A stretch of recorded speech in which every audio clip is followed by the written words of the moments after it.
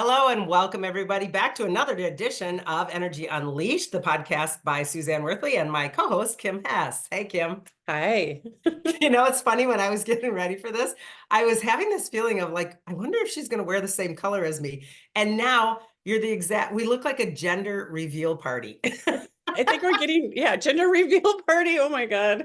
Woo. Is it a boy or is it a girl?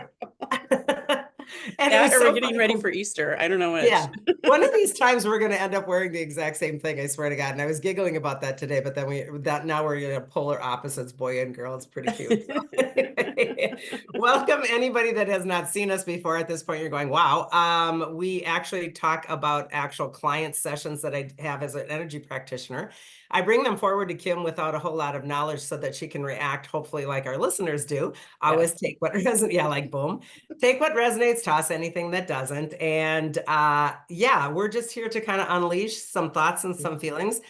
I usually bring something that's common to the table to talk about. And this thing lately, Kim, that I've been seeing is I don't believe I do a whole lot of it personally. I know that my friends are doing it, and for sure my clients are doing it, and even a little bit of family members. And so what I'm going to bring to the table this time to unleash is the concept of we've got so much tough energy going on right now. So many things that are so difficult for a human to witness, like, our warring in Palestine and Israel. And I mean, it's been close to 200 days, and we lose interest because we lose interest. It's terrible, right? But when it is in our face, we feel, a lot of people, guilty because this is happening somewhere else in the world. We have all of this warring situation. We still have Ukraine. We've got a lot of really tough and difficult things like, people moving, let's just put it that way, and dark agendas, etc. And what I find is my clients will say, oh God, I can't think about that warring things and all those pictures that we see on TV and those children and the, on and on. And I get that. Excuse me, I get that. But they pull up guilt. And this surprises me because, and I'm not judging anyone. I'm not saying I'm better or not, but I don't work that way. And I wanted to bring my perspective forward on this because I think it's important. They feel guilt for having a blessed life. We can do this even with a family member or friend that has cancer, for example. Oh my God, you're really suffering and I'm healthy. So this really unleashes this kind of like, oh, wow, should I be happy? And I think this is dangerous. Are you seeing how crazy this kind of is, that people take away what they're holding on to because they feel like they should be suffering because someone else is? Yeah. And I feel like I'm seeing total opposites of I feel guilty. I'm so sad for what's happening. But then I have people around me that their head is in the sand. They have no idea what's going on. And then they're not purposely not listening. They just don't like look in that direction whatsoever. Like there's Right. not balance, I guess is what I'm trying to say, between, And the different ones types that of aren't people. looking, I get that, but they're not pulling out an individualized guilt to put on top of it. And why I Right. want to bring the guilt piece forward is because what this does, unbeknownst to us, is when we attach our situation to their situation and then change our situation, meaning I'm going to feel bad about feeling bad about feeling bad, and on it goes. Let's look at the collective balance. I want you to just envision scales, okay? If this is the collective and the scales of whatever, positive, negative, neutral is what we want. Dark, light, fear, love, all those neutral that we're trying to get to, or push up the positive. We want the positive up. We want the love up. We want this up. But when sadness is happening, and we glom onto it. This is the sad, this is the fear, this side, okay? So when the sad and the fear is happening and we attach guilt to it, we're actually giving more power to the sad and the fear. Do you understand how really detrimental that is?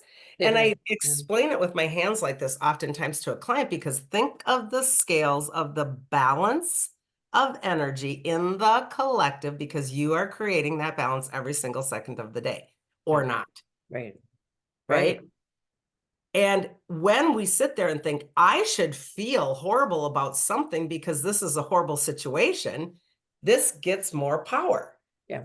And I bring forward more negativity, not only in my life, but in my human form, in my emotions, in my mental field, and my spirit overall. We actually attack our own body in so many auric layers when we do this silliness of, I feel bad. Now, that is not to say I don't feel bad.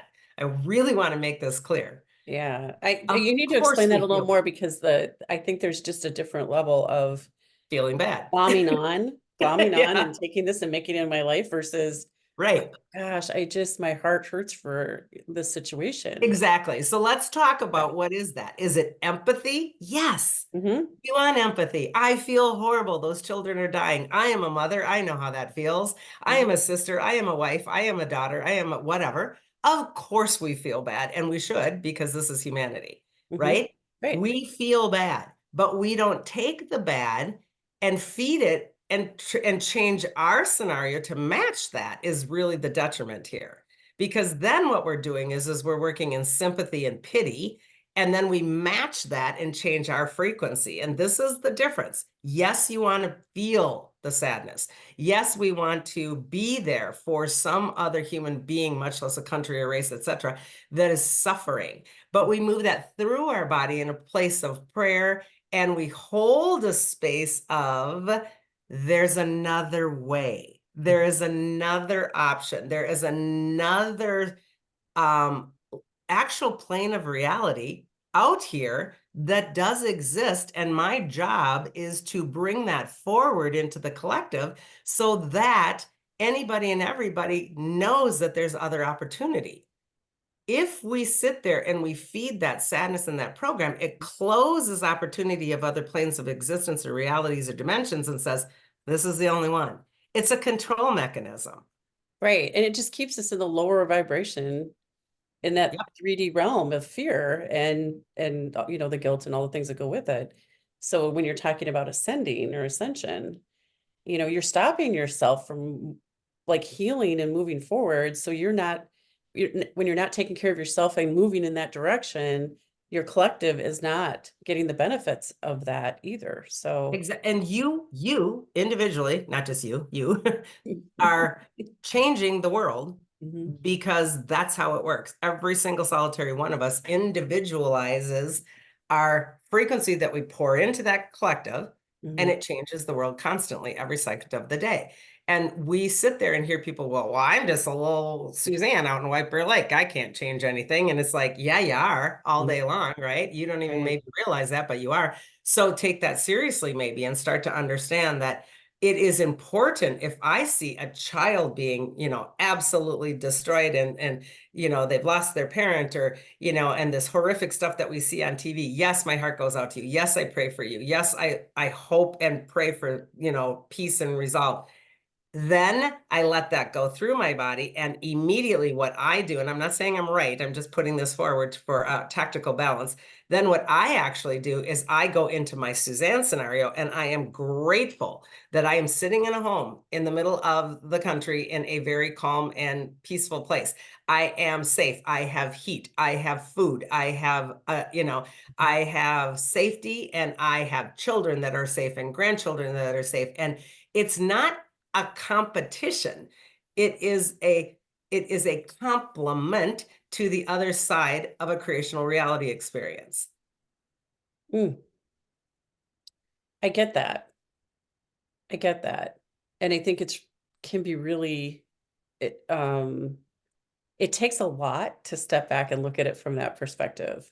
I think if you're really embedded every day in the media, watching what's going on, and you're just continually feeding that whole thought, emotional process, it really takes an effort to step back. And it took me a long time as a person to not feel guilty about even retiring or not, Mhm, mhm. working after I lost my job, and people kept feeding that in my circle of, it's like, "Aren't you gonna go back to work? Like, why aren't you working?" And Yeah. actually that happened on this cruise. It's like, "What do you mean you're not working? You're only, you know, 60 years old. You And I'm like, spring chicken, you. I know. What?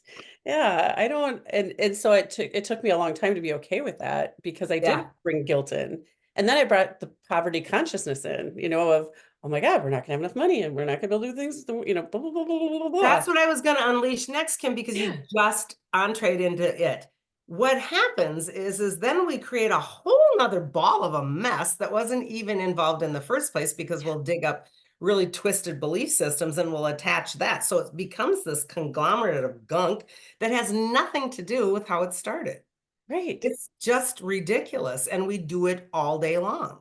Yeah, you don't remember why you got to this place of fear and numbness, Like, because what is happening? it Yeah. started with, watching the news about something or reading a book that had like a good example is Holocaust or something like that, where you're Yeah. all of a sudden you just glom onto that. It's like this could happen again. This could happen again. What And am I then gonna do with this? there's the piece, and I want to stop you right there because that's the piece also. The two forks, you just did them all by yourself, and that's why I love not telling you anything because you evolved right into the actual things organically. The piece is that could happen to me. Yeah. So why we're so scared when we watch the Ukraine or Palestine or Israel or any of these things, these horrific things that the news shows us, and be careful who you're watching and how you're watching. It is important for us to understand that when I watch that, the reptilian programming in my brain will go back to, yeah, but what about me? And we don't even know we're doing this. I really want to make that clear. It's not like we're horribly narcissistic No, about things and no. twisting it, but it happens in that the reptilianness of us, this organic inside of us, fight or flight, is what about me? What about me? It's that root, that very beginning. And this is what the narrative is in the back of the head is, oh my God, if it can happen there, it can happen here. Mhm. And this is why we get scared to do the balancing that I was doing with the scales at the beginning. We don't stop and do the work to actually solidify an anchor. No, there is another piece to this. We can have peace. We can have, Mhm. calm. We can have safety. There's another piece to this reality plane that I'm responsible for anchoring. But no, we don't do that. We start to freak out that it might be me, might be me. Oh my God, what if, what if, what if, what if? It starts to go down the rabbit hole. Right. And all we're doing is feeding the fear line right back into the consciousness of one. So And when we're feeding the fear line into the consciousness field, it brings in more potentiality for law of attraction. Be very clear of that. When we are feeding, I'm going to say it again, the consciousness of the collective field, it is giving there more potentiality for what we don't want to be what happens. Because nobody is monitoring that field out in the collective going, I don't think they want that. It's just hearing the pulse, the pulse, the Mhm. pulse, the pulse. Mhm. So, I don't want war. I don't want war. I don't want war. It's just simply pulsing war. And so I consent by non-consent oftentimes, and I'm not aware of that. So hopefully some of these conversations can help people paradigm shift that, Right. because this is like backwards thing. I was with a client last night. I'm like, kind of everything you're doing, if you could just maybe look at it completely backwards for a while, maybe you can, you know. Like, what? She's like, oh God, it's like everything you're saying, I look at it completely the other way. And I'm like, just try. And again, I'm not saying I'm right because there's no Yeah. right and no wrong. But if we're in the negative agenda like that, the backwards of that is what? Light and positive. Yeah. Yeah. Yeah. It's Yeah. pretty It's, simple. And in fact, it's so simple that we're kind of ignorant to the I fact mean, of, if I'm over here, there is another creational reality plane of existence potential that I mhm. could anchor here, right? Right. Right. Because then we get into our head, and that's where we get into that repetitive, process of thinking these things that it's hard to stop the gerbil run, Yeah. it's hard to get out of that. And I love that yours is a gerbil. Most of the time I say hamster wheel. That's so cute. I've not heard gerbil for a long time. A gerbil wheel. Yeah. And what it does, Kim, is it goes from your head and it drops all the way down into your root chakra, which is yeah, if you're not grounded and you're safe, it's going to absolutely just go into that. Oh my God, I'm not safe. I'm not safe. And then fight or flight is off and running. yeah, right. And that for your body, the fight or flight, like we've been talking about, when the symptoms of your body are horrible. I mean, that's when you Yes. start to have anxiety, that could lead to panic attacks and, your heart health, your digestion, all of it is severely impacted when you're bringing that in consistently. Yep. And yeah, which when you look across America, we do have a lot of fear, Yeah. and people's wellness is not great. I mean, there's a balance there, but Heart you look issues at are statistics. insane right now. I mean, heart issues are, and they're not going to get any better in terms of the energy that's pummeling in because our universal energies are coming so strong from both cosmic and Mhm. earth that we're sandwiched in between, which we're cosmic here and we're earth in the lower chakras and we're sandwiched in between. So if our heart space is not getting any assistance from us in Mhm. quiet time, meditation time, prayer time, anything time, it's really vulnerable right It now. is. Yeah. So Yeah. yeah, these are scary. It's scary stuff. So I again take what resonates here, but I suggest and invite people to really consider when you're watching that to proactively go through. And I oftentimes literally walk through my home and I will see that stuff. And then I will walk through my physical home and be grateful. Oh my gosh, my home feels really safe in this room. This is one of my favorite spots. And look at these lovely things that I have. And look at how much food is in my pantry. And I'm actually physically and enjoying the benefits and the blessings that we have here with no guilt attached, because again, this is going to feed another potential in the timeline. Mhm. And I stick that out as a prayerful thank you, thank you. And I do literally go through my family when I do my prayer time, from my 90-year-old parents all the way down to my grandchildren, and thanking their health, their happiness, la, la, la. And even if a kid and their families are struggling, they're still alive and happy and healthy. And even if somebody has cancer and they're struggling, they're still alive and healthy. I mean, it's up to us to put that into the narrative so that we are grateful and we put that forward on behalf of.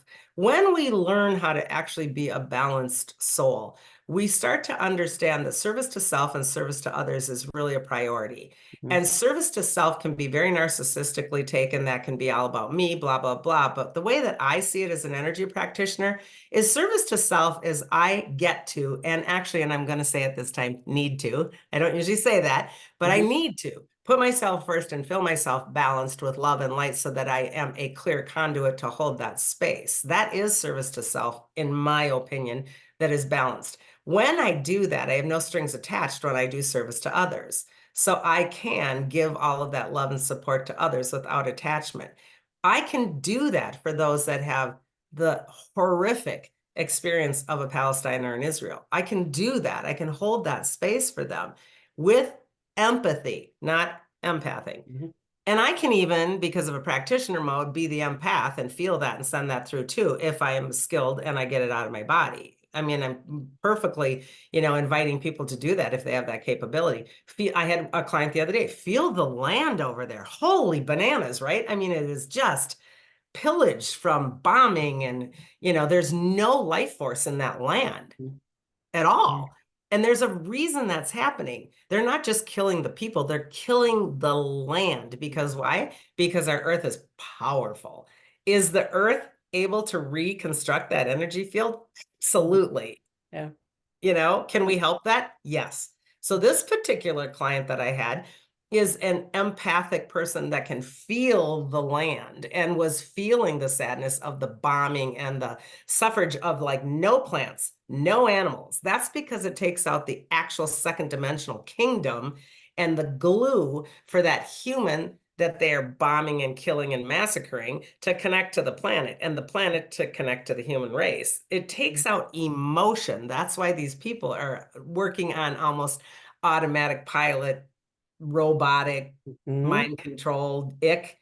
because there isn't a feel center. So our job, in my opinion, is to put in that feel center, which resides in the second dimension that they have purposely taken out of the terrain or the infrastructure of the planet itself. So if you're one of those people that works with 2D, plants, animals, envision, I told this person, envision the fairies going over there. Mhm. Right. Envision the plants and the animals there. Even if they're not there, put your energies and your prayers into, I see the animal totems covering that ground and bringing forth life force nature, so that we start to go, oh my God, I'm actually killing a human being. Maybe I don't want to do this anymore, Yeah, and I get what you're saying because it just seems like there's there's no consciousness with those individuals that have no, like, it just, they can do it without any kind of Mhm, remorse. mhm. You know what I mean? And they just keep going, like you said, in a robotic state. And let's think about that. That's eons and eons of mind control. Mhm. That's eons and eons of karmic return. I keep coming back. We've talked about this in our Vibe Tribe oftentimes, our membership, that when a soul keeps coming back, it's almost like a Xerox copy of itself, and we keep losing ink. And instead of being that vibrant soul, I come back as a grayscale soul, meaning I'm losing all of that life force connection, that memory, that tie to who I really am in a God source kind of a way. So we're really dealing with a lot of what we would call grayscale kind of humans at this point, and they don't have that 2D capacity, that feel center anymore. That's the first thing that gets robbed from us. Because why? Because then we're controllable. Right. And I'm not saying they're all a bunch of zombies and robots, but kind of they are, in terms of the soul life force connection to the higher self and what I'm doing. And, we created this. Mhm. We all created this. Don't fool yourself. They're not broken just because they did it. We all did this as a human race and Mhm. a planetary system. We have broken that connection, and the ascension process is putting that back together. But we're all responsible for this. So if you, again, are a 2D person and you feel like you have nothing you can do about those horrid situations, or if you're a 3D person, meaning you're the one that empaths all of the humans, Mhm. put that into the infrastructure in prayer, put that into the collective. Like, I see, the terrain coming back to life. I see beauty, I see water, I see trees, I see animals, I see connections. So the people then, which is the next layer up, 3D, people are in 3D. People are then going, wow, this is a beautiful place. I don't want to destroy this anymore. And then so on. So we're recreating it with imagination. Yeah, and you can do that all around the world, Oh my not gosh. talking about specifically, but everywhere. Like, I think about Hawaii and Lahaina, Hmm. that it burned to the ground. And so there's really nothing living there, like in that spot. Right. But yeah, you can do that anywhere. Life you know? force is important. It is our gasoline. And we are responsible for finding that gasoline Mhm. and really anchoring that into our own individualized vehicle here. But when there isn't a life force on the planet that we're connected to, we're going to match that frequency all of a sudden. We're going to go Mhm. down in life force energy because there's no life force. It's the same thing if you walk into a crappy meeting.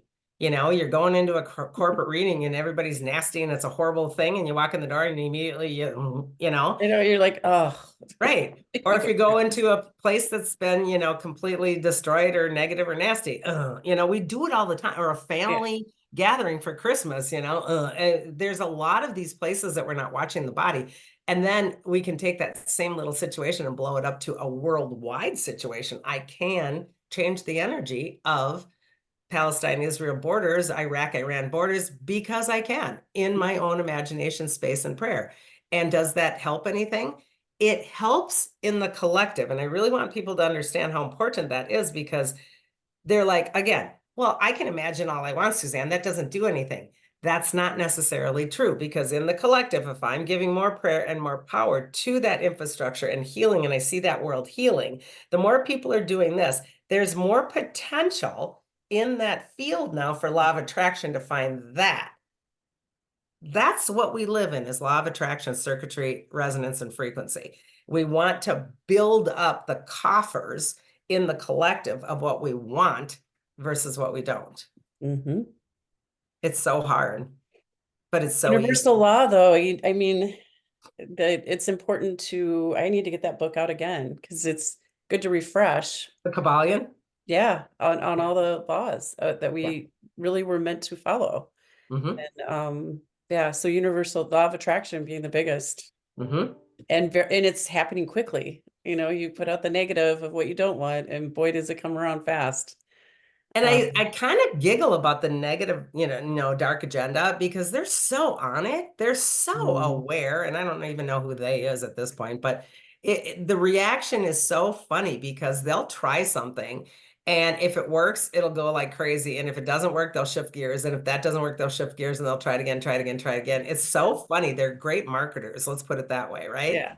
They're Yeah. great social marketers. And we're the audience. We're the ones that are buying their product, which is negative programming, right? And if we're aware and we just start to go, are you kidding me? You really think I'm falling for that? It's gonna change, right?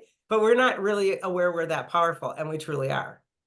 Yeah, it's true. Even and bring it down to when you think about that, the way you just described it. It's like even if you do not agree with a company and what they're doing with their product, don't buy it anymore.